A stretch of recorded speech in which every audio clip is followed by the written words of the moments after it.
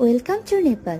আজকে আমাদের নেপালের ফার্স্ট ডে, আর আমরা সকাল সকাল রেডি হয়ে বেরিয়ে পড়েছি চিতওয়ান ফরেস্টে সাফারি করতে। কারণ সাফারির জন্য বেস্ট টাইম হলো সূর্য ওঠার আগে আর সূর্য অস্ত যাওয়ার পরে। আর আমাদের সাফারির জন্য পার পার্সন খরচ হয়েছিল ইন্ডিয়ান কারেন্সিতে 450 রুপিস আর নেপালি কারেন্সিতে 720 রুপিস। চিতওয়ান ফরেস্টে স্পেশালি দেখা যায় রাইনোসরাস, টাইগার আর এলিফ্যান্ট। তবে এগুলোর মধ্যে কোনো কিছুরই দেখা আমাদের মেলেনি। আমাদের ভাগ্যে দেখা মিলেছিল ময়ূর, সারস, ঈগল, চিল আর হরিণ। তবে আমাদের রিসর্ট থেকে হাতির দেখা মিলেছিল।